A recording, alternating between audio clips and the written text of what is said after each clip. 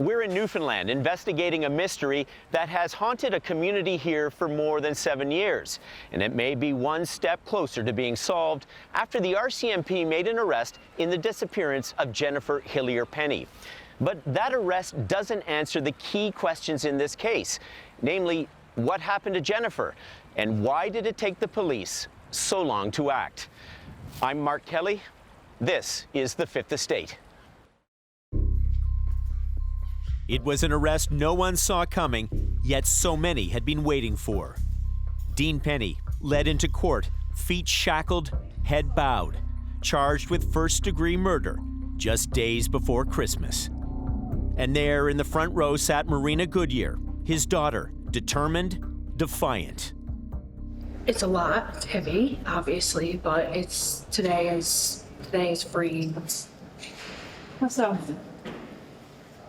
the man that killed my mom is going to jail. I'm confident in that.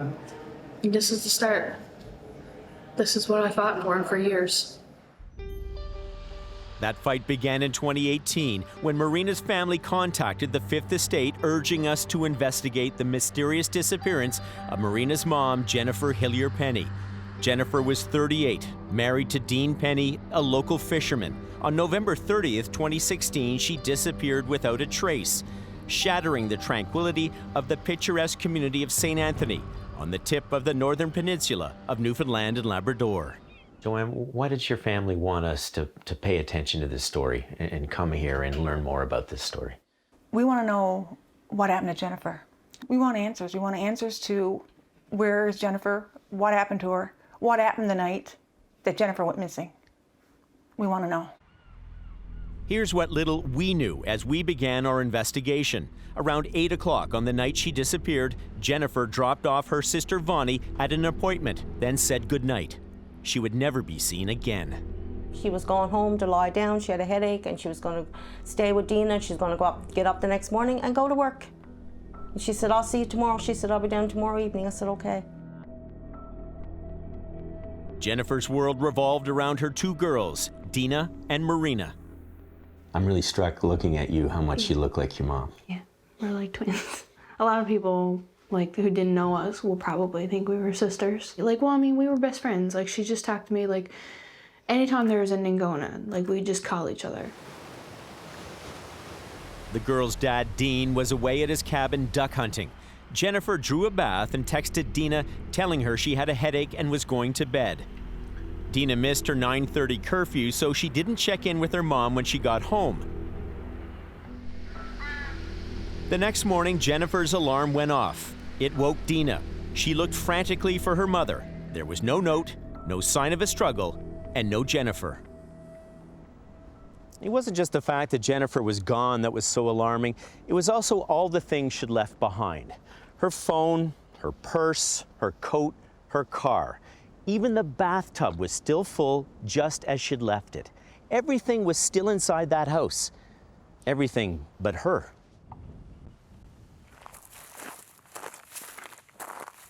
St. Anthony is named after the patron saint of the lost, and it's easy to see how someone could go missing here.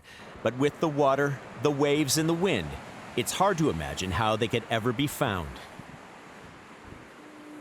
More than a year after she disappeared, Jennifer's haunted image was still watching over St. Anthony. She was everywhere and nowhere. Wasn't the other one here, is it? You want to replace the old ones? And when the wind and the rain faded those posters, Jennifer's friend Gina Elliott hammered up new ones, again and again. Gina, do you think there are people in town who think you're crazy because you're still putting up these posters? Oh, yeah, absolutely. You know what? I think a lot of it is hard for people to see and be reminded that, we live in a place that's so beautiful and yet this has happened. Some people rather forget. I guess it helps them sleep at night. Mm-hmm. This helps me sleep at night. Each poster carried an ominous message. Someone knows something. St. Anthony now seemed to be the patron saint of suspicion. And yet the RCMP didn't immediately treat her disappearance as suspicious. They suspected she just left town. I knew the difference that she didn't just walk off and need a break. That was also said to me. Maybe she just needed a break. I'm like, Jennifer didn't need a break. And, you know, she would have texted me this morning to tell me that she wouldn't come into work if she, you know, that's just the way it was. I would have known. Mm-hmm. There's no way that I would have known if Jennifer didn't need, you know, if she wanted a break. So, yeah. I knew it. I knew, because Jennifer would not, under any circumstances, get up and leave. Not a chance. She was taken. Taken? But why Jennifer? After days of searching for clues on land and sea turned up nothing, the RCMP shifted focus. The house she disappeared from was finally locked down. A forensics team was brought in. Like, I mean, she went missing from the house.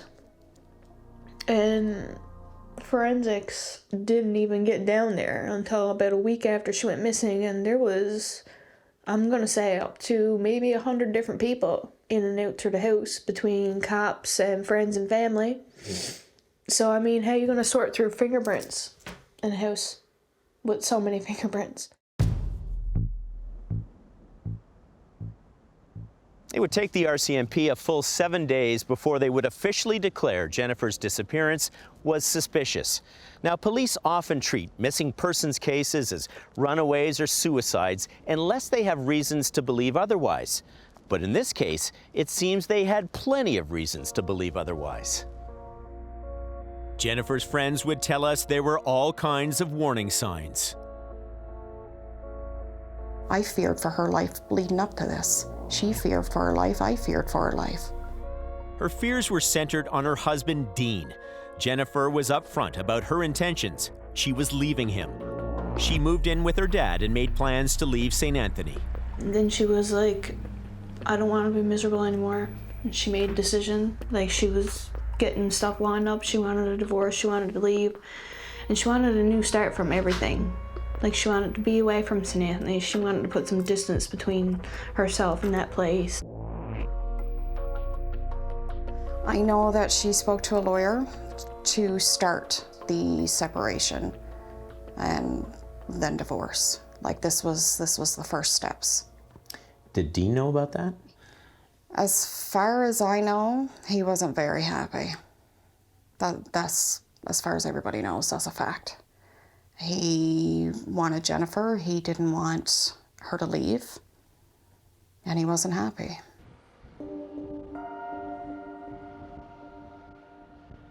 Jennifer's turmoil and her fears are felt in these texts we obtained from her friend. I'm going through a bad split with Dean, writes Jennifer. But he's freaking out now, promising to make it better. But it's over, she concludes. In a later text, Jennifer writes, Dean is accusing me of fooling around. All hell will break loose, she adds. I don't trust him. Despite her fear, Jennifer made a decision that would change everything. She agreed to return to Dean's house for a few days to watch their teenage daughter, Dina, while he was away hunting. I know my mom didn't want to stay in that house. So, and like, I feel like what makes me feel the absolute worst is knowing that my mom was afraid. She was afraid and she didn't want to stay in that house that week. She went back to the house for a week because Dean was hunting, apparently. Dina, her youngest, wanted to stay in the house. It's right next to her school. Jennifer didn't want to go there. She didn't want to be alone, but she did not want to be in that house. Jennifer was frightened to death of him. Jennifer was scared of him, saying, I'm scared. I'm scared. I said, what are you scared of? I'm just afraid. She said, Dean is going to come back in the middle of the night. I said, yeah, but Jennifer, Dean wouldn't do nothing to you, you know? You don't know, Vanny, you don't know. But when she was afraid about going back to the house, was that because she was afraid about being close to your dad? I think it was. That's definitely what she meant. I mean, who else would it have been? In 2018, Dean Penny's lawyer told him not to talk publicly about Jennifer's disappearance. But at the time, it seemed crucial to hear from him, so we approached him to give him a voice in this story.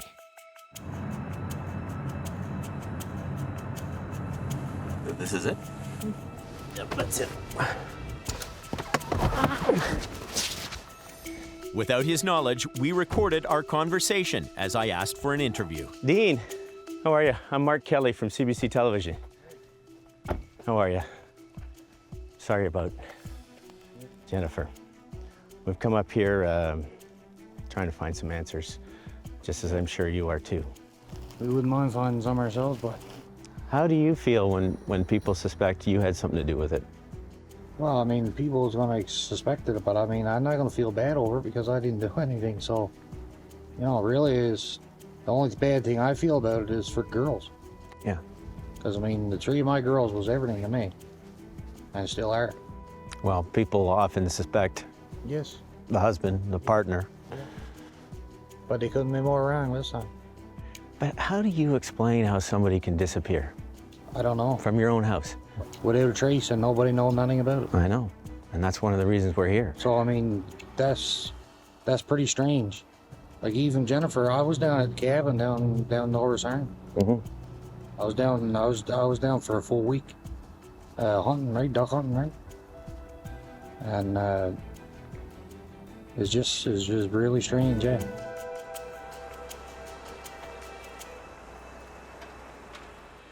Strange and getting stranger. I mean, you know, Lan is, she could be anywhere. The Fifth Estate made a second trip to St. Anthony. It was the summer of 2018, almost 18 months to the day of her disappearance, and Jennifer's friends and family set out with a psychic and shovels, looking for her body. It had come to that. Okay, should be right up in this cove. Through bogs and thick brush, abandoning any hope the police could help. I don't know. Hey, if we find Jennifer, I don't think it's going to be because of the police. It's going to be because somebody came across her, or, you know, one of our searches that we'll have. Jennifer's family felt the RCMP had failed from the beginning to properly investigate what they were convinced was her murder. As far as I'm concerned, they didn't take it serious enough. They just took it as she ran away or she committed suicide, right? And no, not a chance. Not for me, no, sir. I don't think she ever did. Did you tell that to the police Yes. officer there? Yes, several times. What did you say? I said exactly what I told you. Jennifer didn't make away with herself. Jennifer didn't run away. You don't know Jennifer. If you knew Jennifer and how much she thought of her family and her kids, her mom, her dad, us, you'd say, no, she never ran away. Why wasn't the house blocked off? Why were people allowed to come and go? Why were people allowed to go through her things? That was her last known whereabouts. It was months later, they were asking me for Jennifer's password to her laptop. Months later. Jennifer told me that he said that he would make away with her and they would never find her. Like, she knew that.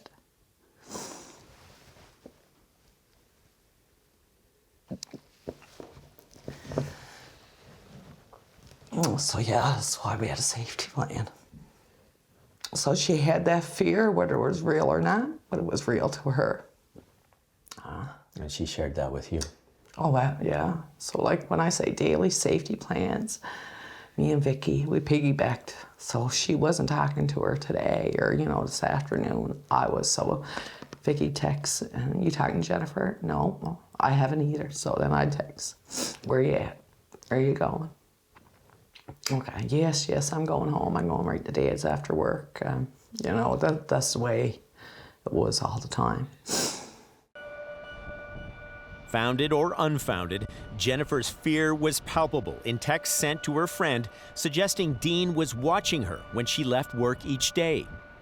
He drives by the hospital right slow at 4 o'clock. He's right cocky. I told my counselor, he gives me major anxiety. And then a breakthrough in our investigation. Dean Penny told police and the Fifth Estate he was duck hunting at his cabin, 45 minutes out of town, the night Jennifer disappeared. He said he'd been there all week. But then we learned a critical detail in his alibi. It'll come out later down the line. when you guys look into the story. He came back to the house that night to get something in the garage. He said he had to come back for his decoys. And Dina saw him. Yeah. Said, well, my sister told me that, like, he called her when he was coming back into St. Anthony that night just to be like, hey, what's up? I'm going to be stopping into the garage and grabbing my decoys and stuff like that. And when she heard him out there, she just went out in the door hole of the garage and said bye, good night.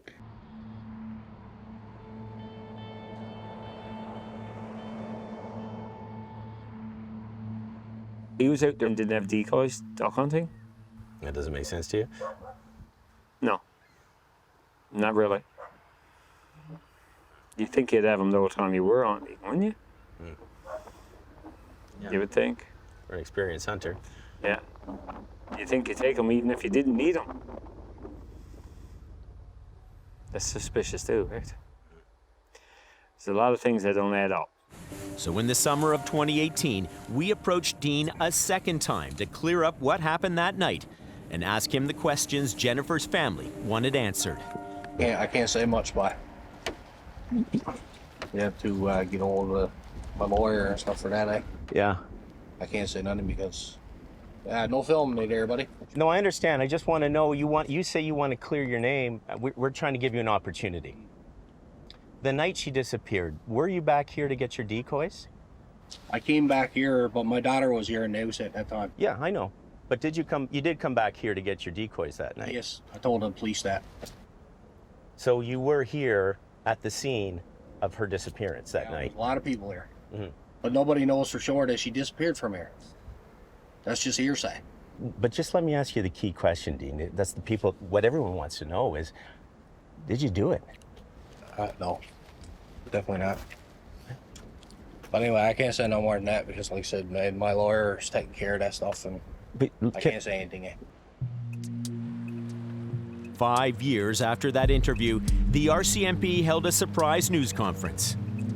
On December 15, 2023, investigators with the RCMP Newfoundland Major Crime Unit arrested 50-year-old Dean Penny, the estranged husband of Jennifer Hillier Penny. The RCMP acknowledged the agonizingly long wait for an arrest in what the Mounties called a complex case. We acknowledge that 7 years is a very long time to go without answers. The anguish felt by Jennifer's family and loved ones in the community was always top of mind as we worked our way through a complex investigation. I reached Marina Goodyear in the weeks after Dean Penny's arrest. She hadn't seen her estranged father in years and says she barely recognized the man led into the courtroom last December. I actually took a picture from the Fifth Estate that was on Google to compare 2018 to 2023, and he's half the man he was. He was gray, his skin was pulled across his face different, and like not just gray hair, like his complexion, like he looked gray, like he looked like a sick man. The shackles on the other hand was like Christmas bells to me. Dean Penny's lawyer hasn't entered a plea and won't comment on the case. The murder trial is slated for the fall, and Marina says she'll be in court every day for her mom. Absolutely, absolutely. I just think of anytime I'm ever in a situation where I'm nervous or I'm afraid, I think about how afraid my mom was that night when she heard him coming in that house. And I think about that fear and I'm just like, nothing can scare me. My mom went through the scariest thing there is to go through. And how could I be afraid? Because I don't have half the battle that she had. How does this battle end? How is this battle going to end? I hope that he gets his life sentence.